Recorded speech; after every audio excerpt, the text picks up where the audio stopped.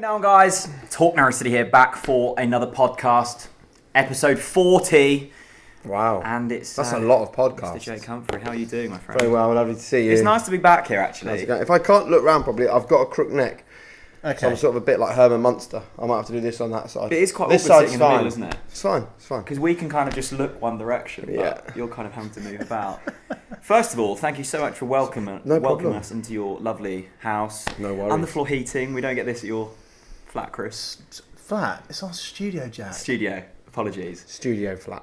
Studio flat. Penthouse. Of course it is. Yeah, We of get away with course. that. Second of all, my mum has made some homemade hummus. Now, this has only ever come out Wow. when Here she is, yet again. Russ Martin came on. What's your mum's name? Alison. Good work, Alice. Now, even if you don't like this, Does she watch your podcasts and she stuff? watches every one. Does she really? That's nice. Well, she says she does. I wouldn't have sworn on them if I'd known. She says she watches them all. swear on them. So we've got some Sometimes. sweet pea hummus here.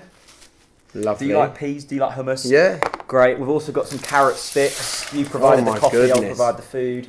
And some Tesco salt and black pepper crackers. Right. Just in case. Is you this want like a New something Year this health time. kick thing as well? Because normally I'd sort of dip crisps and... Well, no, not at all. I just didn't want to rock up with kind of unhealthy snacks, as I know you're in front of a camera every week. You need to look your best. If only. And you have been That is posting absolutely pictures of salads. delicious. Is it? I am. I'm trying to be on a New Year diet. Yeah, it's lovely. Now, the criticism from Russ last time was Very pea-ish, isn't it? there was a distinct lack of cayenne pepper last time. No, it was lemon, wasn't it? Or was it not enough lemon? I think you said not enough lemon. I'm not criticising it. Really? Well, no way, man. Good Thanks, stuff. Mrs. Reeve. Jake, it's been 11 months since we last That's chatted it, here. at this table. It was the 8th of February 2017 we chatted. I watched that video back. Jez Moxey had just resigned. We'd just drawn 2-2 with Wigan. Mm-hmm. I think that was the night before, actually. Alex Neil was still in charge. And I think the interesting thing was we were still having the debate about whether Delia Smith's the right owner or not. So quite a few... You were having the debate. I've got no doubt. You still don't. Let's start there then. Okay, it's been a strange season. We've got a lot to cover, but let's Yep. start with the big one. We're going straight in with the hard Yeah. news here. Delia Smith, Michael Wynne-Jones, Yep. still in charge of the club. Yeah. Still pretty much in the same place as a club as we were last season in terms of league positioning. Still the right But a owners? completely different football club from last season. Yeah. We're a completely different football club because, well, look, I've never run a football club. I've never been fortunate enough to have the money to buy a football club. If I did, I'd love to. But you imagine when you get relegated from the Premier League, right?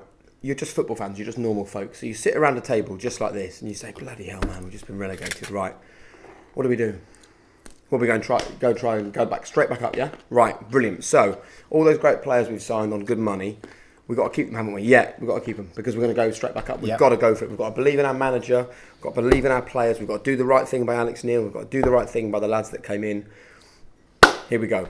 You then have an horrendous season and you sack your manager and you stay in the Championship, which makes this the most difficult season for a football club because it's only this season where you've still got those players that you had when you were in the Premier League, but they're a bit disillusioned because they joined a Premier League club or they joined last season a club that they thought were going to go back up to the Premier League. Yep. Those players are still on really good money by Championship standards because they've been recent Premier League football players. The club sort of gambled everything on staying in the Premier League when we did things like buy Naismith and then go back up to the Premier League by doing things like buying Wiltshire or Pritchard. So they've done what they can to get us back up there and it hasn't happened, which now this is the worst possible season for a club because you've still got all of those big outgoings, all those big names, all those people that want to be playing Premier League football. But you're having to now say, right, we have to cut our cloth accordingly because the parachute payments are going to get lower and lower and we have to do something. So it makes this the hardest season where you have to go, right, do we now stick with all these people still and hope for the best again, which can have cataclysmic consequences, or do you do something brave and bold and big and you try and rewrite the rules and to turn around an entire football club, top to bottom, is a huge task. And if Michael Wynne-Jones or Delia Smith were not the right people to run the football club, they would have bailed and gone, do you know what, we can't be starting again from scratch and coming up with a new plan and going down the director of football route and having a CEO of the football club that's not involved in Colney and getting a new manager in. They've sat there and changed it all for the best. And I honestly believe in what they're doing. I don't think anyone's ever criticised. I mean, I'm still not too sure where I stand on this debate. I've kind of swung every week, but I don't think anyone's ever kind of criticised Delia Smith or Michael Wynne-Jones not loving the club. We all know that. I think the criticism is now, in this modern game, you cover Premier League matches every week, you see the money that's being thrown around. Delia and Michael just simply don't have the money to take us to where we probably want to be. We were there 2 seasons ago. But we've been there 4 of the last 7 seasons or something. And we haven't stayed there. Yeah, but we've been there, and I don't think we haven't stayed there because of Michael and Delia. I think they've done everything they can to keep us there and to get us there. I think we haven't stayed there because we've made decisions that haven't worked out to be good decisions, but it's not through lack of trying or wanting to do it. And there's no guarantees, who's going to come and buy Norwich and people aren't just going to come and spend hundreds of millions of pounds on a football club. Those sorts of owners are few and far between, and there's no guarantee that they work. We're in the same league as Aston Villa. I know they're further up the league table than us, but I don't think they're guaranteed promotion. The playoffs are going to be really, really difficult. Foreign ownership came into Birmingham, and I'm sure some Birmingham fans thought, a lovely job, here we go. They're on the verge of going down to League One. It's not a guarantee of instant success. And I love the self-sustaining model. I love the fact that we still have a club that we support. And I bet there are many football fans that support football clubs and don't really know what they support. Well, do I support the ground? I don't really support the ground. Do I support the owners? Well, I don't really know the owners. Do I support the players? Well, they've all arrived in the last couple of seasons because these new owners have bought loads of players. What is it because I go with my mates? Yeah, I can totally understand what people support Norwich for. Yeah. I can totally get it. And I think it will be even more that case in the next 2 or 3 years because we're seeing a completely different Norwich City. It feels to me like, the John Ruddys and maybe even the Alex Pritchards and the Sebastian Bassongs and the Ryan Bennetts and the Howsons, and they're from a different era now of Norwich City. We've changed so much, and you've seen it today with the transfer business that we've done, bringing in the young guy from Tottenham. That is now the future for us. And now is not the time to be asking if Michael and Delia are the right people. Now is the time just to see how this project goes. I think it's proactive, isn't it, rather than reactive. I think when we were in the Premier League, it was very much a reactive way of running a football club. God, we're short of goals. Let's buy Lafferty. Yeah. But you do kind of feel in the Premier League, and we see it every season with clubs trying to survive, don't we? You have to be reactive to a certain extent, and sometimes that pays more than likely it doesn't. And I think because we got to that position probably quicker than we thought, we got there and we thought, crap, what do we do now? Like, we're here. Where's the plan now? I don't think Norwich City should have ever been run like that, and I think that Jake's right. I think that now we're in the best place possible for Norwich City Football Club. If you consider, where this club has landed in the last few seasons, and on average where we are, it's okay. We just need to. This season was always going to be a bumpy road. It was always going to be a bumpy road. Take the rough with the smooth. We're back on form now as well, by the way. We go to Chelsea full of confidence with absolutely no pressure on at all, and then you've got a massive game against Sheffield United, and if you win that game at home, we're back to our best for me, 100%. I mean, love the positivity. Go on, Jake. I mean, we'll get on to the Bristol game in a minute, and we'll preview the other games. But as I said, we spoke pretty much this time last year, and I think you sometimes forget just how much happens in a year at a football club.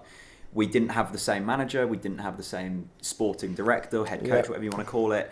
We probably have about 4 of the same players as we did this time last season, I'm not sure. But as Chris says there, it's going to be a bumpy road this season. We've already seen it. Do you think things will start to smooth out now? Yeah, I do. I think that I can. What's great is I can absolutely understand what Norwich are trying to do now. The days are gone of big players coming in on big money for big wages and hoping they deliver. Yeah. We're now in a situation where we've got brilliant young talent in our football club, and I can see them coming through the ranks. The guy that isn't even playing for us, and I think he's probably the best defensive midfielder in the country at the level he's at, Ben Godfrey. Yeah. There's no better player in that division in that position. I think next season he will be a Norwich City footballer. I think he'll be playing somewhere in there. Maybe Alex Tetty will go, who knows. I think he'll be in our midfield. I think that Jamal Lewis, I'm so pleased to see him. Norwich players have been saying to me for the last couple of seasons, there's this guy called Jamal Lewis who is unbelievable. He's got a few injuries, but as an athlete, he is unbelievable. And, he's not technically the most gifted footballer in the world. He'd probably be the first to say that. But you watch him on the ball, the man is an animal. I mean, he is incredible. Jack likes looking at his legs, personally. Do you? Well, they're good legs. I don't blame you. And now Yannick Vilskut's gone. We're going to have some good thoughts. You're right about that. I always see your tweets like, I love Yannick. Well, he delivered for Cardiff at the weekend. That's what I'm saying. A few Cardiff fans on Twitter were saying thanks for Yannick. But again, he's a guy from a different era. Came in for multi-millions of pounds, big money. Yeah. We need to be doing things that we're doing now, which is getting the scouting network up and going, getting in young players, bringing players through the academy system. I'm so pleased to see the club investing in their academy. That's again, it's something for us fans to understand and to be part of. And be part of that story. And if you look at that football team now, I think that from Maddison, who I'm desperately hoping we keep in this window, and beyond that, we need to convince him Norwich is the right place for him. It's not. I don't believe it's the right time for him to leave. I don't think it'll be the right time in the summer. In the next couple of years, if we're not in the Premier League, it might be. Yeah. But from Maddison to Murphy, who's one of our own, to Godfrey, who's out on loan, to Jamal Lewis. You sound like a poet there, Joe. Who's come through the system in the last couple of seasons, to a really strong defence, to Angus Gunn, who I know is on loan, but he's got Norwich in his DNA, to the young Spurs player who's described as the mini Messi by Maurizio Pochettino, who we've got in on loan. He's only on loan, I know. But we are doing all the right things now. We've got people out there looking at young players. Do they fit the Norwich City way? But the biggest thing we've got to do is be brave. I don't know whether Daniel Farke is the right manager. I simply don't know. I can't. How can you judge a guy who's come into a football club who's got the best part of £30 million in the last couple of windows for football players? When you say we haven't really gone forward from last season, well, in many ways we have, because we've sold so many players, we've got rid of so many players. Not even just players, the whole backroom team. Exactly. Spine's been ripped out of the football club and patched back together again. To even be where we are is an achievement in some way, because this is all about building to the future. You just got to give it time. It's just going to take a couple of seasons. Do you believe in this whole, the kind of structure we've gone down? Do you think this is the future? Yeah, absolutely. Because what you can't do is bring a manager in, bring in 7 or 8 backroom guys. That manager doesn't work out and you get rid of those guys. And it costs you loads of money, and then you start again with a new manager and hope that he's the answer. We need to be in a position where Stuart Webber is our director of football. And whether Daniel Farke stays or goes, whoever comes in, it is absolutely crystal clear to that guy that Stuart Webber is the director of football. This is the Norwich City way. This is the setup at Colney. This is the route from the academy to the first team. Your job is to bring players from the academy into the first team. That's your first job. Your second job is to go and buy players if we haven't already got them in our academy. But you make those players realise that they can make the first team, and you make sure there's a pathway. Yep. And if it doesn't work out, we will let you go, and we will carry on in our way with someone else that understands the model and fits in. The difficulty is if we bring a manager in who has incredible success, and then they test you because they turn around and go, right, I've brought incredible success to this football club, now I want to do things my way. That's where you've got to be really brave and say, no, you've been brilliant, but it is our way or the highway. We have to have the Norwich City way, from when you're 7 years old and you arrive at Colney, to when you're 20 and you get an opportunity in the first team, to when you're 24 and you're sold for 15 million quid. There has to be a Norwich way. And people have to fit into that when they come to the club. And the whole culture as well. It's not even just the way we play football. Absolutely. The way you talk to the dinner lady, cleaning the boots, that kind of thing. It's needed. And then that culture, to my knowledge, has been changed and is changing. So I think it's up. Personally. We've spoke about it in recent weeks, haven't we, Chris? It's almost now, rather than individual players we're worrying about and fitting a team around a few players, it's now a system, and we fit players into that system. It's getting there, yeah. The last 2 games particularly, definitely. The challenge is almost if we get promoted to the Premier League. What do we do if we go up? Imagine we make the playoff final this year and get promoted. What do they do? I love your positivity there, Joe. Yeah, but honestly, I'd love it to happen, but what would happen? What do? Do you stick with the players we've got? You were under Alex Neil, yeah. Or do you go and go, bloody hell, let's go and spend 30 million quid on a load of football players? That's why, weirdly, if we got promoted this season, it's a bit too soon almost. You need to get this system in place. You need these players to bed in with the football club and do it properly, do it like Southampton did. But, even Southampton are coming off the rails now, because I feel they've gone away from what they did so well. We speak there about the kind of youngsters coming through and investment into Colney, which is, at the moment seems to be reaping rewards. We've seen Jamal Lewis come in, Aston Oxborough is now our third choice keeper, Ben Godfrey's doing great. The Murphy twins. The Murphys. Yeah. But we've also seen teams, Huddersfield, Brentford, kind of scrap their whole academy system.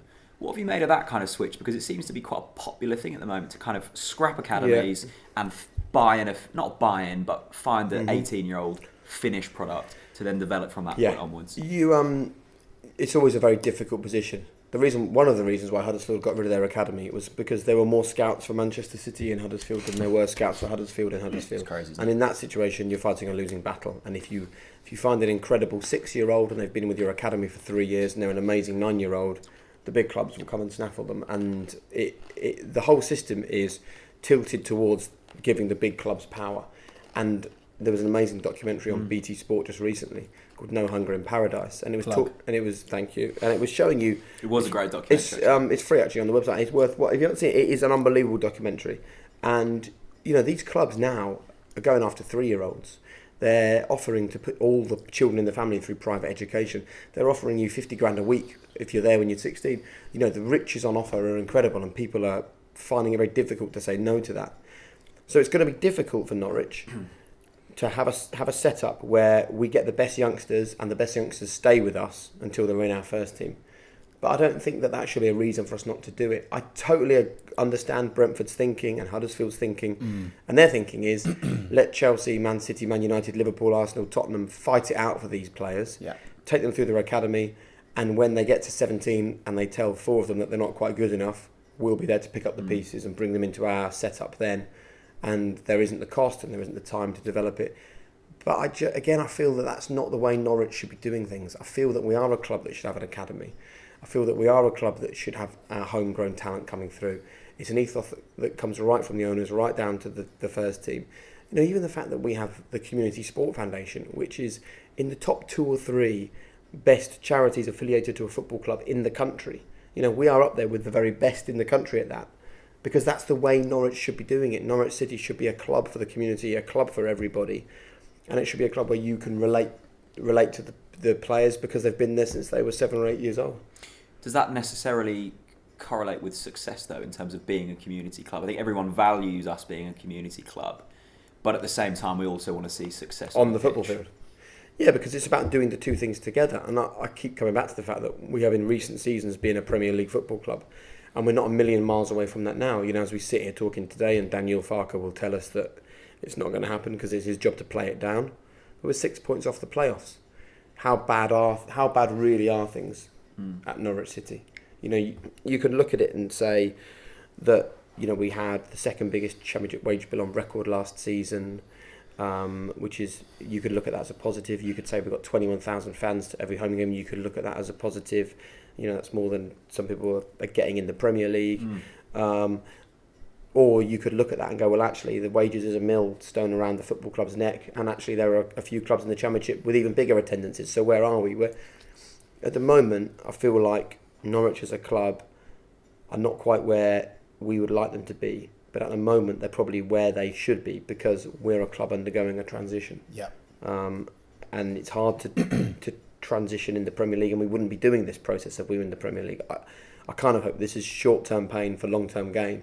And I don't think that's an Instagram quote. Yeah. That needs to be the tweet that goes up with the video. But I don't think that you get rid of your charity and you get rid of your academy and you get rid of doing all the great things for the community and you get rid of sustainable ownership models, because that doesn't guarantee you success. So why shouldn't you do all the right things and then hope for success as well, rather than the wrong things and hope for success? Well, if we're talking about right things, Chris, Saturday's game against Bristol City was certainly packed with them. It was a delight, wasn't it? Absolute delight, and to be honest, unexpected in my opinion. I thought Bristol City really needed to get the wheels back on their bus, because I think they fell off. I didn't realise how much they've been struggling recently. Yeah, in the league. I mean, obviously they're in a very, very good position. Are they winning 5 now or something? I think they've dropped. They've certainly dropped. They were in 4th before they played us, I believe. Might be talking. Yeah, I think they've lost their last 5 games now, I think. Yeah, okay. Yeah. Obviously, they did extremely well against Manchester City. Yeah. And I think the problem for them is that, not taking away from our performance, I think they did have half an eye on that second leg against Manchester City. I thought, and it's going to play in Norwich's favour. I do think a lot of teams will play us now and be a wee bit more complacent because we have been quite poor. But I thought, look, the lads all over the park were amazing. I've said it multiple times this season that Mario Vrancic hasn't been up to scratch. I thought he was phenomenal against Bristol City. I really do. I think that pass is what we've been missing. And as well, a big shout out to Ivo Pinto, because again, he's been criticised lately of not playing the pass when he's had the opportunity, and he did that. And of course, that Maddison class finish as we expect. I mean, Jake, what a player! You saw the catalyst for change, really, didn't you, at Chelsea? I saw you fist pumping up in that box at the end. Yeah. That was the game where we saw a change in formation. I think a lot of people, I was in the pub before the game, I looked at that and thought, wow, this is brave. It worked. People were then thinking, will this equate to league success? At the moment it has done. I know we're only 1 game in. But I suppose that does show Daniel Farker does have some tactical. Of course he does. Knowledge, Yeah, absolutely. You know, we were forced down that road late on in that game as well. I'm sure you know the story. You know, we were covering the match, weren't we? And we were told an hour and a half before kick-off, it's a back four, a standard back four that we were used to, and Nelson Oliveira was fit to play. As it transpired, he said he was fit to play. The manager didn't want to risk him in the game, and he went to a back three. And it's sometimes funny how these things sort of play out, and actually it works out that it was good for us, and it was good in the Bristol City game, and we found a system once again. You know, I don't think we'd played it since Sunderland earlier in the season. We found a system that actually works really well for us. I think it's important for us to have different ways to do this, because I think if we go and get a striker that we all know we need, we'll probably go back to, you know, 4 at the back again or something like that. And I just think it's great that our players have got the ability to play in these different formations depending on what the requirement is. I do. I love 3 at the back. I think it's brilliant. I think it particularly, it's also about playing to the strengths of the players that you've got. And if you take a look at Jamal Lewis and Ivo Pinto, they're a pair of athletes. So they are perfect to be playing as wing backs. And I think that we've then got a plethora of decent centre halves, you know, Grant Hanley, Tim Close, and then whoever you want to stick in alongside them, Zimmerman or whoever. Isn't it nice saying that as a Norwich City fan, by the way? Yeah. Decent defensive players. Yeah. We have, though. And then going forward, we all know the quality. You know, I thought that, you know, disappointed Alex Pritchard has gone, but I thought the front 3 against Chelsea were absolutely fantastic.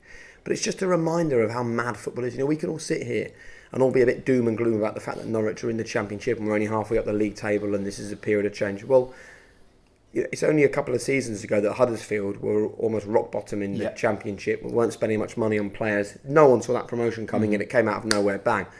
Reading went from almost getting promoted at the same time as Huddersfield to really struggling. Bristol City have pretty much come out of nowhere and done amazingly under Lee Johnson. That football can do this, and Norwich can do this, and will do this again at some point. And it fills me with hope when I see performances like that. Going back to the Chelsea game, I've got a bit of a question for you. Yeah. So you're sitting in there in the studio with Frank Lampard. Yeah. What does he actually think about Norwich?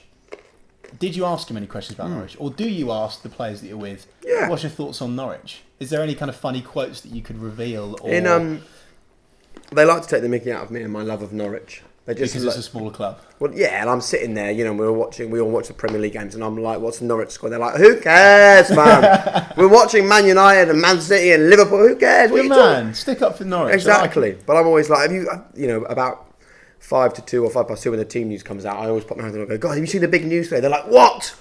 Vrancic is in. And they're like, what? What? Exactly. Cool skulls, Who are we talking about? But actually, it was interesting. Frank was saying he always loved coming to Norwich. Really? He said he loved coming to it. The club were great. No, but he said he always found it quite hard here. I don't think he didn't score at Carrow Road. There aren't many places that he didn't score. And he was really impressed with Maddison. Yeah. And he knows a player, you know, when he sees one. But that's what I was hoping you'd say as a midfielder, really.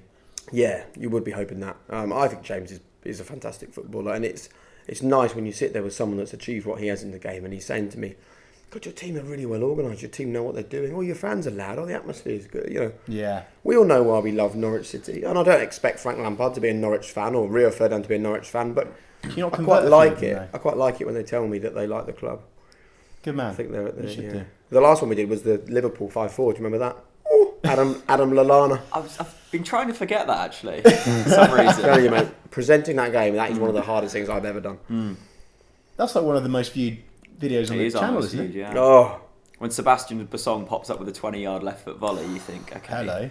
And then it wasn't the match-winning goal. I nearly just slid under the desk when Adam Lallana scored that goal. Oh, God. And then literally 10 seconds later, you're live on the telly having to try and be a professional.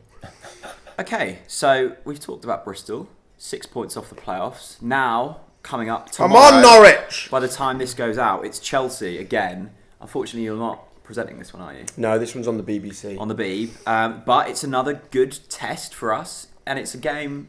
Is it no pressure? Is there no pressure on this one? Yeah, and we said that about the first one, really. We said it was a free hit, the home game against Chelsea. And I suppose in some ways, you know, can it ever be no pressure to go to Chelsea and perform? But it's a chance for these young Norwich players that we all believe are brilliant. Yeah. It's a chance for the manager to say to them, the fans think you're brilliant.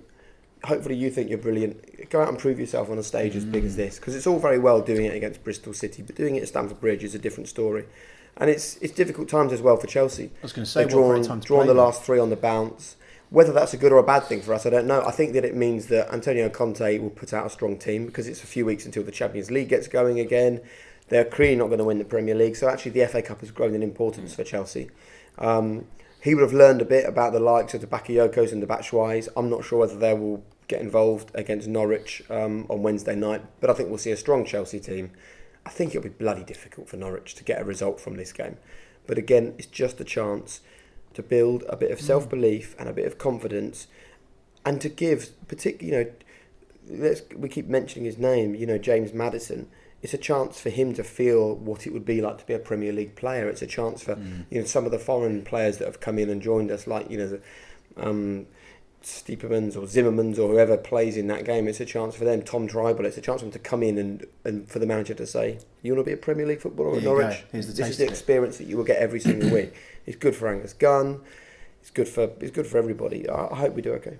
I mean, just don't want to be embarrassed. I don't want 4-0 to Chelsea. I don't think we'll be embarrassed. I mean, Daniel Farke has traditionally in cup competitions put out extremely strong sides. I think one of the criticisms against Arsenal, though we came so close, was that slump in form after it was possibly due to. It was a coincidence, though, wasn't it? I mean, it was a defeat. Well, it was a defeat, and defeats happen. But in terms of the team selection, it was incredibly strong. Good, and it should be, because we should be, as a football manager, you put teams out to win games of football. We put a strong team out against Bristol City. If we lose the next 4 or 5, is it because we put a strong team out against Bristol City? No. It's just because we are at that level where we can go 8 or 9 on the bounce without losing, and we can equally go 5 or 6 on the bounce without winning. At the same time, I don't think it's a coincidence that the strong team we put out then struggled and we looked slightly lethargic going into them next games. It is that fine balance between balancing league lethargic into the next game, but you can't then look 3 games further down the line and still. I don't think you can still blame the Arsenal selection. I think the Arsenal thing was only a positive for our players and our club. I really do. I think that we pushed Arsenal to the very edge. Yeah, we did. Yeah, and that's just something to be proud of. So with that being said, strong team against Chelsea. I think for me, just to go back a wee bit, I thought that. I'd much rather we stuck with the team and had some consistency to it. I think one of the criticism of previous managers is you chop and change it around all the time, constantly, and it doesn't work. And now you can see we've got that set 3 or 4 or 5 at the back, and that seems to be working nicely. And I would rather we do lose games sometimes, but not chop and change it, because if you chop and change it in the Championship, where you've got to pick up wins consistently to get anywhere. You can't be winning games and losing games. And, I came on Twitter and said, basically crucified Daniel Farke for his team that he put out against Burton. But then he did what he had to do, and he got that win at home the following week. So in fairness to Daniel, I think that, the proof's in the pudding. I think that his I feel differently, though. I think that he got the win the following week, but that doesn't stop Burton being a total mistake and him learning. I almost think that he could have named a better team at Burton, won that game, and still won the following week. Actually, But try and look at the positives. Jake. Absolutely, yeah. But the one thing I would say is, I thought against Arsenal, I think playing Nelson Oliveira was probably a mistake because he was injured. Yeah. And I think that, but I don't think it's the actual players that he's putting out. I think the players are just far less emotional now. It's a word that I've touched upon in recent weeks, and I've posted much interviews, Jack, is that the defenders are far less emotional. They're very, very rational the way that they're going to challenges and things like that. So that's for me the difference. I mean, going back to that first leg against Chelsea, I said it, and I think quite a few of other Norwich fans said it. It seems that Daniel Farke's philosophy almost suits Premier League sides more. Now, you watch Premier League football week in, week out. I don't really watch it now because I kind of want to forget that exists, and we're in the top one league, day. Actually. One day we'll be back. But is that a thing, or are we just clutching on the straws? No, I think it could be a thing. I think that when Daniel came in, he had maybe an idealistic view of coming into Norwich, playing possession-based football, being given time on the ball, breaking the opposition down, inviting the opposition on. That was nice. Stretching the play, and then bang. I don't think he accounted for games against the likes of Millwall and Sheffield United and Burton and Reading. QPR will just get in your face and make life difficult for you.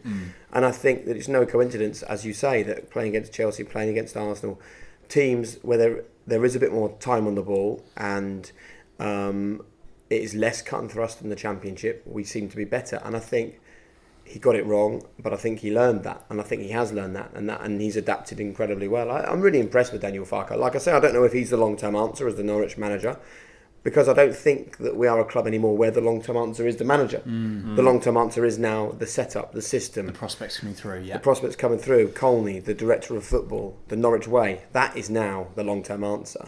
And if he might fit in it for 6 more months, 6 more years, I don't know. So with that being said then, is Stuart Webber the long-term? Are you impressed with Webber? Yeah, I am. I am impressed with Webber. I think it's a really difficult job to come into Norwich, to lower the wage bill, to lower the average age. Keep the fans happy. To keep the fans happy. You're never going to do that. To remain competitive, which we have been. Again, we've gone on a really good, strong run in the middle of the season when we were looking like we were pushing towards the playoffs. We've then had a rocky patch. I still maintain if we go on a strong run between now and May, we can be in the playoffs. That would be an incredible success. But yeah, I am really impressed with Stuart Webber. But it has to be given time, and we have to give them patience, and we have to give them space. And asking whether we've got the right owners, it's the wrong thing at the wrong time. This is a whole new Norwich City way, and it needs years, not months. And I think it needs players to come on the podcast more, wouldn't you agree? I would agree. Yeah. Yeah. Good. Do the club give you players, do they? We've had Russ Martin. But no one else, no other players. We've got some irons in the fire. Good. You got one on the way? Now. Hopefully. Oh, good. But they should, though. Like, Norwich should be nothing but proud of the podcast. It's like you want fans that care about the football club. And doing this, you do this because you care. Norwich should absolutely just encourage more of this. Get people talking. It's no bad thing that people talk about the club. Good.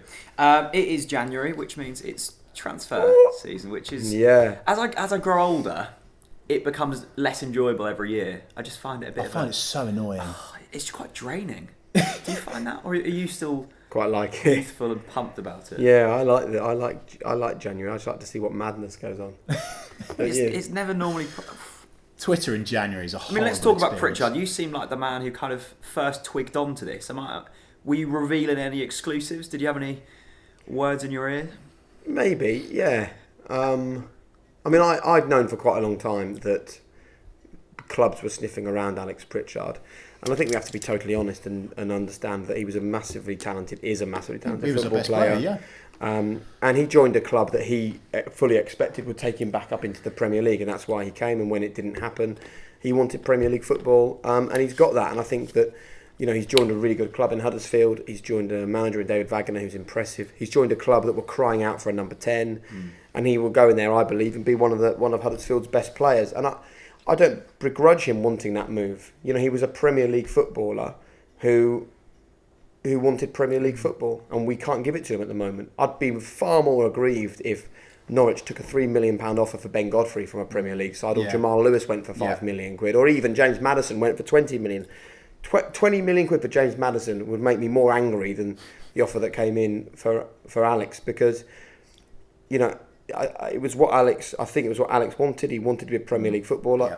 That's just what he is. I think James Maddison is a few years behind in his development, and there will be a time when James is in the same position as Alex, when he wants to be a Premier League footballer. And again, if we're not in the Premier League, we'll have to let it happen. But at the moment, those players should be staying with Norwich because it's the right club for them. So I don't think there's anyone else going to go for big money. I know there's talk about Cameron Jerome and Nelson Oliveira. That's not big money, yeah. Well, I don't think it'll be big money, but I also, we can't afford to be losing strikers. We need to be buying goals. That's the one thing that's probably held us back in the last few games, and will continue to towards the end of the season. Do you think we need money more than success at the moment, Jake? I don't think so, because I think that if we get the success, the money will come. Okay. Norwich are not a club where we have to be selling players in January and making a profit to continue. It would be nice for us to go and spend 25, £30 million on some footballers in January, but I don't think that is going to happen. I think that Alex going will enable us to buy some players. There's no point sitting here and all of us pretending that there's millions of pounds washing around at Norwich. There isn't, but it's not through any mismanagement or any dodgy dealing or someone running away with money. It's happened because when we were in the Premier League, we tried our best to go and buy Naismith on big money for big wages and to keep us up. Then when it didn't happen, we went and bought players like Alex, who's just gone, or Yannick, who's just gone, and we kept hold of all the big name players. That's the reason why we're now in a position where we have to be looking at a different way. But I don't think we need money more than success. I think that we need success, because that will bring us money. Yep. Chris, we haven't spoken since Pritchard has gone. What's your kind of vibe about the whole thing. First of all, there's one thing that I just needed to touch upon a little bit. I thought that his look, really like the guy, and as I said, by far probably definitely a Premier League player. I think there's 3 players in our team that are Premier League players. Angus Gunn, I'm biased, but I think he is. James Maddison, 1,000,000%. You know my thoughts on him. I got slated for it. Alex Pritchard. Those are the 3 Premier League players that are in our team. I don't blame him for going. The one niggle that I have is he went into the Gun Club as player of the match and man of the match, and there was a bit of an attitude thing in the Gun Club, and for me that was slightly disappointing. I thought that was slightly unnecessary to say that the fans moaning was a bad thing when you know that you're on your way out. I think that it could have been maybe just a touch more professional, possibly. But then were fans moaning? Yes, during the game. Yeah, I mean, basically the fans boo off the players at half time, and I personally don't think that helps. Some of the fans believe that they have the right to boo at half time because they pay their money. You're talking about the Millwall game? You're sorry? The Millwall game? Yes, yeah. We were the better team in that Losing first half. Losing 1-0 at half time. But I still don't understand why you'd boo the players. Full stop. Maybe not full stop. Certainly not in a game where you've been clearly the better team in the first half. Let's not forget that had come off the back of a 0-0 at Burton, and we were sort of 14th in the table. So I think fans maybe did have the right to be a bit frustrated. So for me, just with the Pritchard thing, I'm in Jake's camp. I think that I don't blame him by all means. I do think that we needed some short-term cash when there's that sort of wonga that's being put on the table. I do think you've got to take it at this current state. Isn't it one of those deals that's probably good for everyone? Yes, I think weirdly. So. And I think as well that we seriously need to find funds for a striker. And it wouldn't surprise me if we saw possibly a defender go in January as well to try and get the cash to do that. And I think that's a very, very wise decision. Final thing on Pritchard, was the money right? I mean, I know a fee hasn't really been disclosed yet, but it's somewhere between sort of the 12 and 15 million pound mark. In the current transfer market, that does seem a little low, doesn't it? Yeah, but you get some sort of strange deals, don't you? Where you can pick up a Chelsea midfielder for £5 million, and you think, how on earth has that deal been done? And then another player will go for ludicrous sums of money. Look, if it's the right amount of money that allows Norwich to go and do something in the transfer window striker-wise, then yes, it probably is the right amount of money at the right time. I think so. Any less than 10, then I would have said, well, what are you doing? Yeah. But I always sort of felt between 12 and 15 million pounds would get him. There was also another opinion put out about the Pritchard move, which I found quite interesting and actually quite liked as well, which is that actually in some senses we became used to not having Pritchard. Maddison excelled, and at one stage we thought, how is Pritchard's not even going to get in the team, right? Mm-hmm. He was injured for most of the season. He scored, I think, 1 goal since he's been back. Something like that. Okay. Yeah. Don't get me wrong, he's been a very influential player. I just don't think it's the end of the world. And considering that he's not played for us this season, really, I think that's why the money was what it was. And what's the one result we've had since? Beating Bristol City. Win. So there you go. Without him in the team. I'm in your camp. I'm not saying he wasn't brilliant, but if there was a position where you feel we've got some cover, that is the position. Yeah, of course. James Maddison is still there. Sometimes it looks like you're trying to get them both in the same team, and we don't really talk about Wes Hoolahan at the moment, but there is a fully fit Wes Hoolahan sitting there waiting for a chance, and I think he'll have a more influential role towards the back end of the season 100%. Because if there's one thing that I think we have missed, it's been experience. You look at the players that we allowed to leave. I'm so pleased you've said that. Last summer in John Ruddy and Ryan Bennett and Sebastian Bassong and then bombing out the likes of Stephen Naismith and Russell Martin and not having them involved in the team, and then Yannick Wiltshire being allowed to go, and there's a lot of experience has gone out of the door at Norwich in the last 12 months. We'll talk about John Ruddy in a bit. Yeah, I bet. Let's talk about him now. Really? John Ruddy flying with Wolves. Yeah. Ryan Bennett flying with Wolves. 2 players who were not disregarded by Norwich fans, but certainly I don't think Norwich fans rated them as highly as they have. I think Ryan Bennett was pushed aside. I don't think there was any expectancy with Ryan Bennett in the end. But let's be fair, Ryan Bennett was poor in a Norwich City shirt for that final season. And I think so was John Ruddy at points.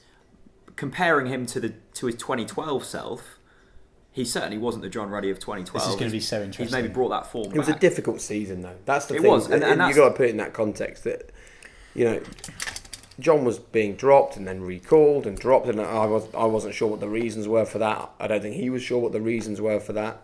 I think it was a really, that first season post relegation was really difficult, and again, it's worked out well probably for Norwich because Angus has been fantastic. We've looked really good at the back. Definitely. John and Ryan are going to go off and get themselves a promotion, and they will be in the Premier League next season. And all power to their elbow. Wonderful, well done to them.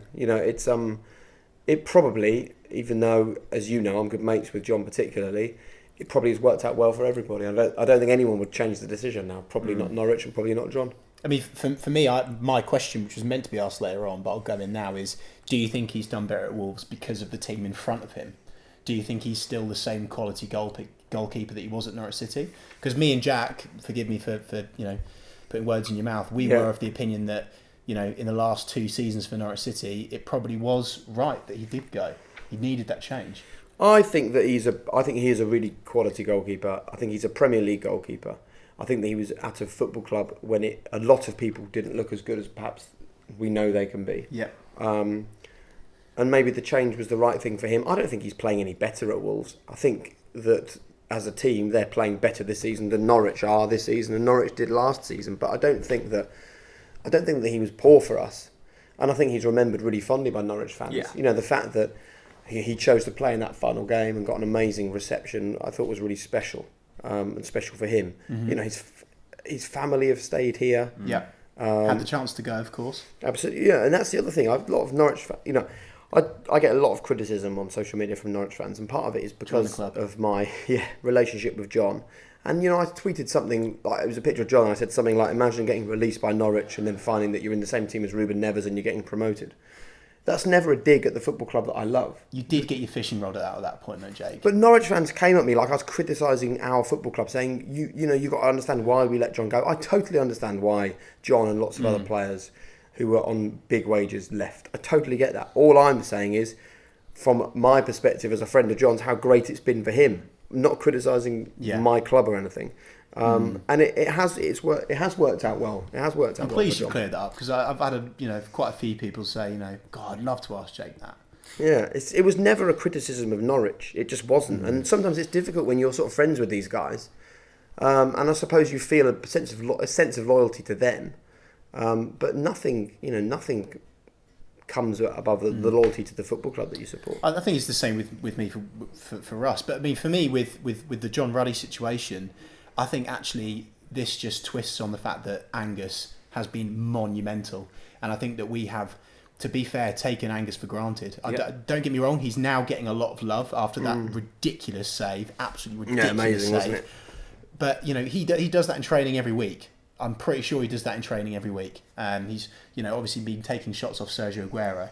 And you can see why now. Yeah. But for me, I think the with sadness John for Ruddy, us is where it we is. filled that hole completely. If I'm Man City, I'm loaning Angus Gunn again next season, but I'm loaning him to a Premier League side because it's that next step. Well, up, it could be us. It could be us. We'd like it to be us. You've installed positivity, yes. haven't you? But that that's probably a long-term area for us to address, I think. Do you try and buy Angus? Do you put all of your money on the table and say, Angus, you've got to stay? I don't think it would happen. I think you would. I think if you're at Manchester City, with Pep Guardiola as your manager, about to win the Premier League, possibly going to win the Champions League, I think that you have to know Man City want rid of you before you sign for Norwich. Even if your dad played for Norwich. Yeah. And even if you love the club. I would be amazed. And it would cost us... I mean, how much is Angus Gunn going to be? I mean, he's a future England number 1 probably. He's an incredibly talented goalkeeper. Do you think he could reach the World Cup squad? Well, it's opening up for him because... You've got Joe Hart being dropped. Fraser Forster's been dropped. Our number 1 goalkeeper at the moment is going to be the Everton goalkeeper, almost certainly, without doubt. I don't know what else happens around that. It's probably a bit early for him. How special would that be for Norwich City Football Club to have a player go to the World Cup? Well, it would be incredible. It would be absolutely incredible because it would be built on the success that we've had with him this season. Yeah. We would be the reason why that's happened. I mean, we've had it before with John Ruddy, don't forget. We've been there. No comment. We've been there. So it would be great. I'd love it to happen. Should have been. I'd love it to happen. I'd love us to keep hold of Angus for another season. I'm sure Norwich will ask the question, can we have him for another season and repeat the trick?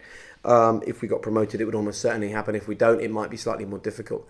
I think chances of buying him, that is absolute pie in the sky. The real issue is, obviously knowing what I know, Pep absolutely loves him. Of course he does. The guy's amazing. Because of course, he's a great shot stopper. He's a big boy. He fills the goal, and he passes the ball out. He's so good with his feet. He's so good. Yeah. But you know what? When Basson was in this Norwich City football team, I was thinking, when he got the ball every time, I was like, oh my God, Jack, we're going to lose it. It's going to go in. But now when Angus has got it in the same situation, under a lot of pressure, I'm sitting back, I'm eating my Mars bar, happy days. And I think that is a real luxury that Norwich Pep fans is need to start smart and appreciating. City is smart. And they will know. They'll be watching the games. They will have a succession plan. They're not a knee-jerk football club. They're not suddenly like, oh my goodness, Ederson's got injured. Claudio Bravo isn't on form. We haven't got an answer. You know, they will play Angus Gunn in very nicely at Manchester City. I've got no doubt about that.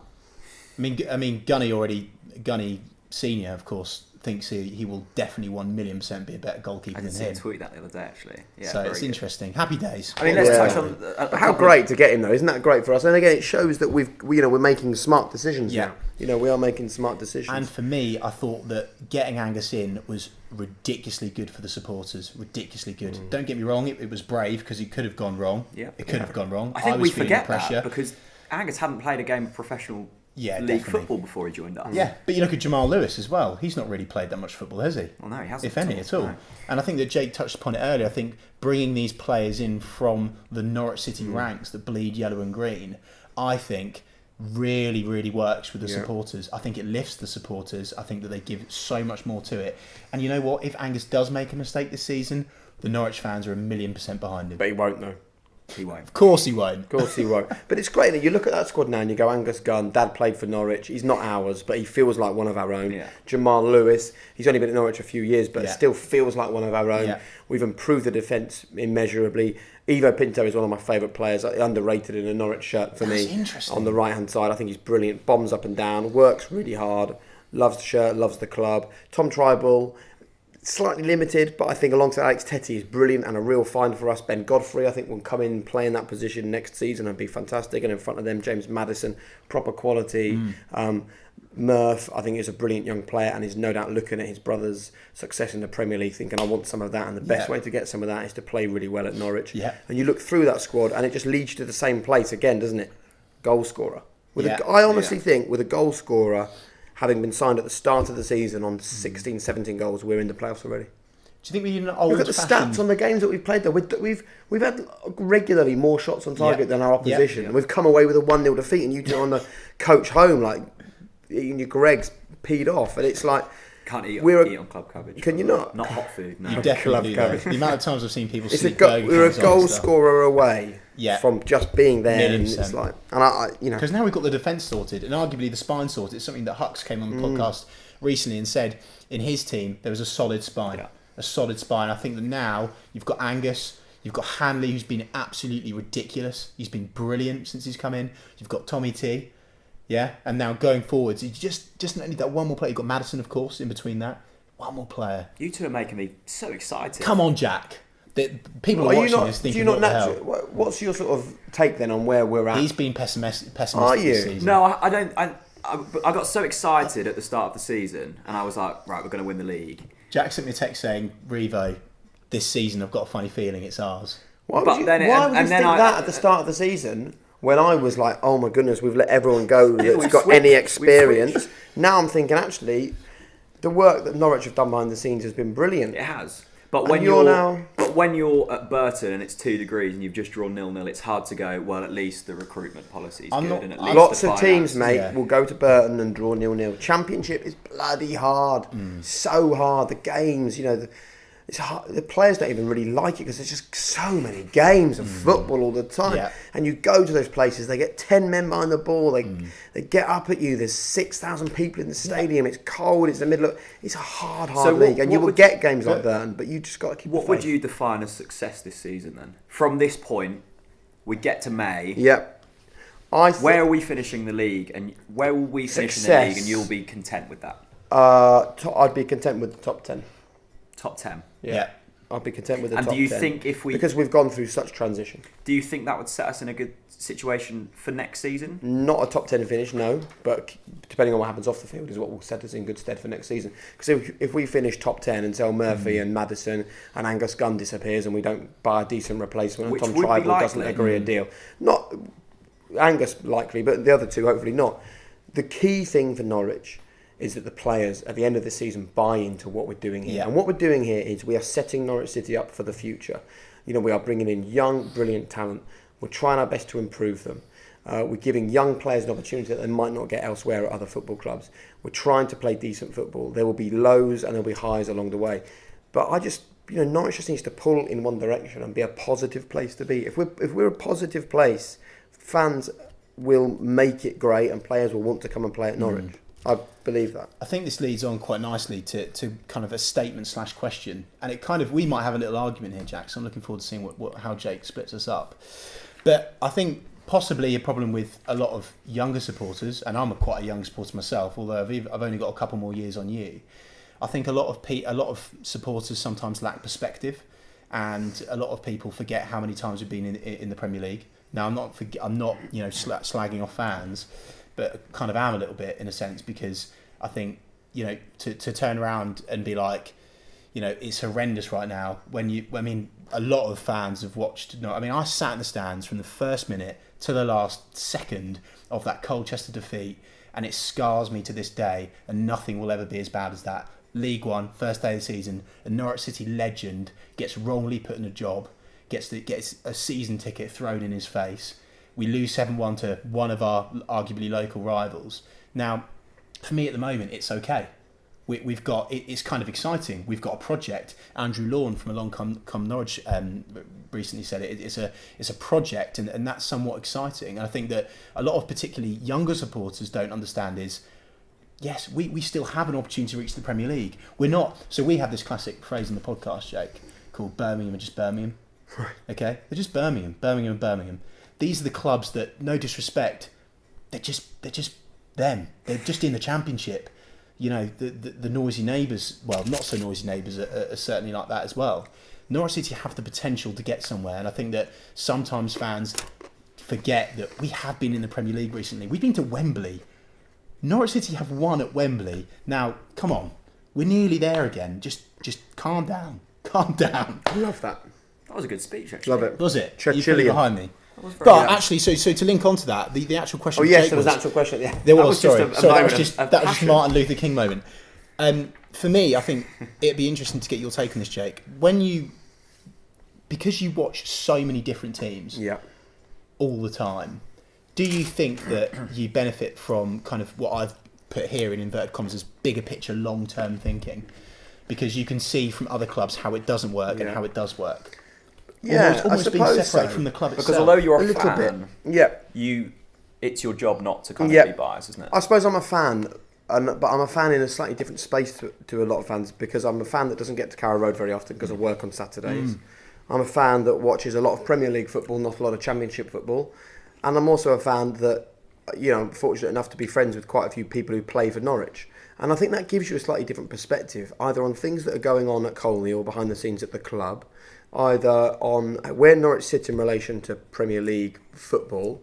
And I suppose I try and just be honest on social media, and I think that sometimes I get loads of criticism from people for not being a proper fan because I don't go to Carrow Road, or only tweeting about Norwich when they win a big game. We've seriously got to stop this proper fan thing, by the way. Yeah, so I think that I'm in an unusual position as a Norwich fan, and I think a few seasons ago, Norwich fans were really proud of the fact that I was a Norwich boy who grew up standing in the Barclay when it was standing. Framlingham Mill, by the way. Framlingham Mill High School. School as well.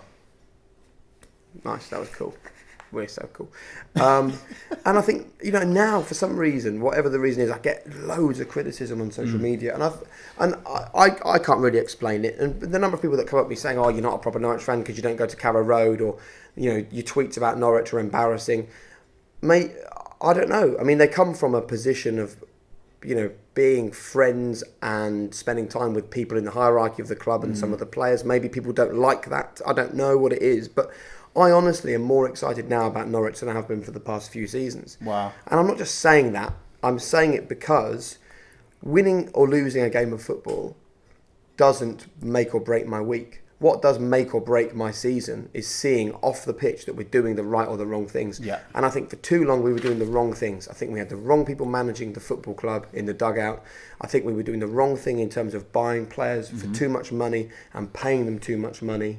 And I think we were buying the wrong type of players who none of us really could relate to, and it felt like they were coming in on a short-term fix just to do a job because at that moment that was the issue. Yeah. Whereas now I look at Norwich and I totally understand what we're doing. I love the fact we're investing in the academy at Colney. I love the fact that they're rearranging Colney so that you can see the pathway from the academy to the first team. I really like the fact that we've now got a director of football, and whoever comes in as manager, this is the way that we set ourselves up. I really like the fact that we're giving youth a chance. I really like the fact, actually, that we're happy to let some of the big name, big wage players go because we're backing the people we've either got at the club or we're going to go out and find some talent. I love the fact that names like Tom Tribal or Zimmerman appear out of nowhere. I love the fact that we can do the deals with Tottenham or with Manchester City to get arguably two of the best young talents on loan at the football club. Yeah. There's so much to be positive about Norwich City, but the fans have just got to buy into it as well and believe it as well. And almost like when you're in the Premier League, it is make or break, winning or losing a game. Yeah.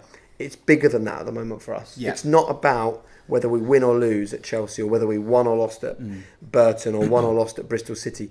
It's about the bigger stuff going on behind the scenes. And everything I know about it, and I might be wrong, I'm not saying that I'm the oracle on everything Norwich City, but everything I know about what's happening behind the scenes at the football club fills me with positivity. So basically you do benefit from the fact that you're slightly disconnected from the club. You can see that bigger picture. And that's kind of what I assume. Yeah, possibly. Yeah, I probably can. Yeah. So why do you feel you do sometimes get criticised by Norwich fans then? Can you pinpoint it? I think it's football. I think that football is so partisan, and people are, straight after a football match, people are sort of so irate about what's either happened or not happened. And I think sometimes, because of the job I do, I'm a bit more sanguine about it. I'm like, listen, it doesn't matter that we've only drawn against Burton. Understand the bigger picture. These games will happen. Maybe people just don't want to hear something like that. Yeah. I'm not really sure what it is. I don't know. I think it's possibly sometimes you've given John Ruddy a bit too much love at the wrong moments, potentially. Maybe. But just because I'm being positive about someone doesn't mean I'm being negative about my football club. Yeah. And why would being positive about John same Ruddy? thing with Madison. But why would it ever be a good thing to be? Why would it ever be a bad thing to be positive about John Ruddy? Right? He's a guy that came to Norwich. Yeah. He's a guy that when we got relegated, he didn't walk away. He's a guy who Chelsea tried to buy for £6 million, and he said to the football club, "I'm really happy at Norwich. If you're telling me you're accepting the offer, then I'll go and speak to them. Yeah. But I'm telling you, I don't want to go. Yeah. Right? That's powerful. And then when he finally goes to Wolves, his family, they're about a quarter of a mile down the road from here, and his two kids are still at the same school as mine. He's left them here because he wants to come back, because he loves Norwich, and he's back here every weekend. As most players do. And so I send a couple of positive messages about how proud I am and pleased I am for him, and it's seen as a dig at the club I love. Absolutely isn't. The two things are completely separate. Yeah. I love Norwich. I will always love Norwich. I grew up as a Norwich player. I think it also has a bit to do with the fact that I present Premier League football on a Saturday when you guys are doing your bit and you're part of the amazing 1,300 people that travel to Bristol. I'm sitting drinking a cup of tea with Rio Ferdinand at Wembley watching Tottenham. I suppose there is tough life, isn't it? but there probably is a bit of that. Yeah, but that's because that's my job. Yeah. But listen, I'm never happier than when I'm at a Norwich game. And Would you like to come and sit with us in the Lower Barclay? Of course I would. Can you do that? Take the day off. Lads, I was sitting in the Lower Barclay before you were even born. Standing. All right, listen. I was standing. Honestly, you Were went. you? Yeah. Oh, when I was first in the Barclay, right? I didn't realise you were that old, Jake. At the back of the Barclay, there was a big mound of earth, and there was like a couple of coffee I stands have out been there. told this, yeah. And we used to go out there, have a cup of coffee. In we'd go. Oh, it was bloody brilliant. Yeah. Something would happen, like a corner, and everyone would surge, and the blokes would lift you. I was about 12 at the time. Yeah. The blokes would lift you up. Oh, blimey, health and You wouldn't safety fall there. again because you'd be pinned against people, and you go left, and you go right, and forwards and back. And times have changed. Yeah. And times quite rightly had to change. And it was sad why we had to, change the way the stadiums are built. It was a sad reason for doing it. It wasn't sad that we did it. Stadiums are now great for taking your kids to. But yeah, I've got very fond memories of watching Norwich City back in the early 90s. I think just to go back to the supporters and social media, and them giving you hate and then giving me hate and then giving Jack hate. I think the one thing that let's not forget there's a lot of love as well. Yeah, there is. I just think that I wish, my one wish, especially going through this transitional period, is that it's great to debate about football. It's fantastic, but let's not get personal, and let's all remember that you love the football club as much as I love the football club, as much as Jack loves the football club. And what? I bet there's more people that are positive to you on social media than negative, but it's just because... The positive people don't actually tweet, though. No, but even if they do, and I'm sure they do, but I think that you probably just you see the negative and feel the negative a bit more. That's all it is. Course. I'm sure I'm amazed anyone's negative, because you two just do this because you love the club as well. But I'm sure there's more positive than negative. That's the thing at the moment, Jeg. I think for me, I'd like to see more love amongst the Norwich supporters. We're in this together, this project together. It's not a you against me. You're a proper fan. No, you're not a proper fan, Jake, because you watch BT Sport. Bugger off. Yeah. Like, do you know what I mean? I think there needs to be much more togetherness with the supporters. But in fairness, I do think the club possibly could have been more proactive in terms of the atmosphere, which is a whole other debate, which you probably wouldn't have perhaps much of an opinion of this season, because it has been lacking. Yeah. Why is that the club's fault? Well, at the start of the season, there was, quite a lot of talk. There was fan group meetings about the atmosphere. Against Chelsea, you probably thought, oh, hello, okay, this is quite good. And arguably it was. But then, Connor, who just started writing for our website, sat next to us and said, this is still quite flat. I think. And is there a group of Norwich fans that can go and do what the Crystal Palace fans have done? Well, this is it, Jake. It should have a be leader, like that. have the banners, have their own area. See, this is it. There's been a lot of talk, but there has been a lack of action from the club, from the football club. But there are a group of fans that want to do that. 1,000,000%.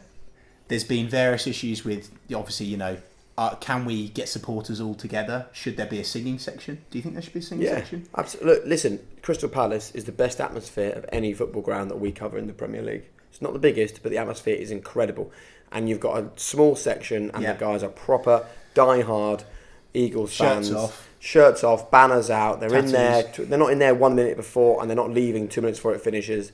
They're there start to finish, and they constantly make a noise, win, lose, or draw. Yeah. Norwich should 100%, without doubt, have that. Yeah, agreed. And I'm amazed that there isn't more of a push to make that happen. There's nothing negative about it. I think that would help with the social media, the togetherness of the supporters. I think that's a side issue, though. Obviously, the players need to play some football first.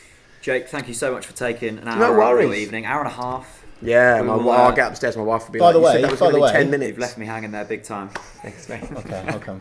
Thanks, buddy. Top man. Appreciate it. By the way, phone cases. Oh, yeah. Check these out.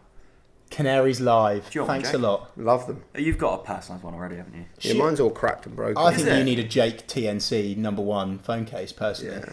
Who made these for you? They're great. Canaries Live. Thanks, guys. Love that. Thanks. And listen, thank you very much, Norwich fans, for all the nice things that you write to these boys on social media. I think you should be proud to have a channel that does this on your behalf.